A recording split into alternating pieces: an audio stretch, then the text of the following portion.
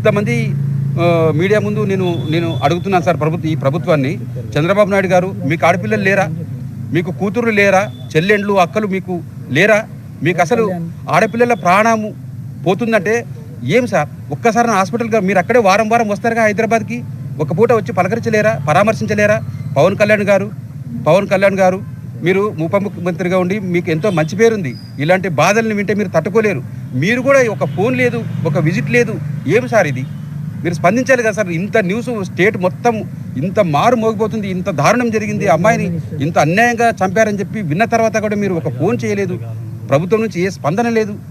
Education minister గారు లోకేష్ గారు, మీరు కూడా ఎన్నో విషయాల్లో మీరు సహాయకంగా ఉంటారు, ప్రజల కష్టాలను అర్థం చేసుకుంటారు. మరి మా పట్ల ఈ మెడికల్ విద్యార్థిని తన అందమైన జీవితం కళ్ళ ముందు ఇక మేము చూడబోతున్నప్పుడు మా అందమైన కళల సౌధం మా తల్లిదండ్రుల కళ్ళెదుటే కూలిపోతే మా కడుపు కోత ఎంత ఉందో మీకు అర్థం కాలేదా సార్? మీరు స్పందించండి సార్, మీరు రాండి సార్, మా బాధను అర్థం చేసుకోండి సార్. ఇలా హిట్ ఇచ్చి చంపేసి తిరిగి వచ్చా సార్ సమాజంలో? బాగుందా సార్? మీకు మీ చట్టాలు కరెక్ట్గా పనిచేస్తున్నాయండి? ఇలా చేయొచ్చా అందరూ? మహిళా హోమ్ మినిస్టర్ గారు, అమ్మ మీరు కూడా ఆడపిల్లే, మాకు అమ్మలాంటి వారు, మీకు చెల్లెలు లేరా, కూతుళ్ళు లేరా? ఆడపిల్లలంటే మీకు దయ లేదా? అమ్మాయి ఏంటి ఒక డాక్టరు, వీళ్ళ పట్లనే ఇంత మీడియా ద్వారా ఇంత న్యూస్ వస్తుంటే కూడా మీరు చూడలేదా? మీ మనసు కదలలేదా? ఏంటండి ఇది?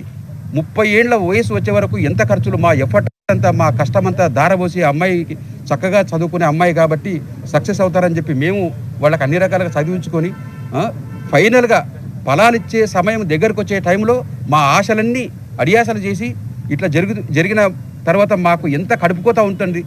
ఏడ్చి నా కంట్లో నీళ్లు ఆవిరైపోయినాయి, నా కడుపులో కసి అంటే ఎంత బాధ ఉందో నేను తట్టుకోలేను. ఇంకా మీడియా ముందు ఏడవటం వల్ల ఉపయోగం లేదని నాకు అర్థమైంది. ఏడ్చి నా కళ్ళలో నీళ్లు కూడా ఆవిరైపోయినాయి. కసిగా వాళ్ళు యాక్సిడెంట్ చేసి చంపేస్తే మా బాధ ఎట్లుంటుందో మీరు తల్లిదండ్రులు మీకు కూడా పిల్లలు ఉంటారు, ఎట్లుంటుందో మీరు చెప్పండి సార్. నేను వరుసలో నుంచి ఆ బాధని నేను చెప్పలేను సార్.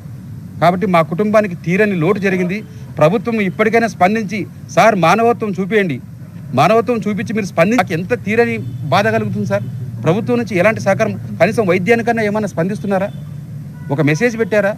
పోనీ మా ప్రభుత్వం తరపున వైద్యం చేయండి, ఈమె ఒక డాక్టరు మెరుగైన సేవలు అందించడని ఒక మెసేజ్ పెట్టారా?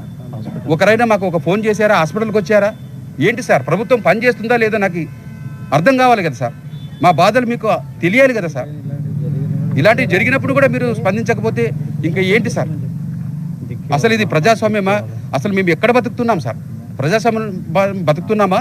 ఇష్టం వచ్చినట్టు ప్రవర్తించే సమాజంలో బతుకుతున్నామా? మీరు దయచేసి మా బాధను అర్థం చేసుకొని మాకు న్యాయం చేస్తారని మీ ప్రభుత్వం మీద మాకు నమ్మకం ఉంది సార్. ఇప్పటికైనా స్పందించండి సార్, దయచేసి స్పందించండి సార్. సంబంధిత అధికారులు అందరూ కూడా మాకు న్యాయం జరిగేటట్టుగా స్పందించడమని నేను మరీ కోరుకుంటున్నాను సార్.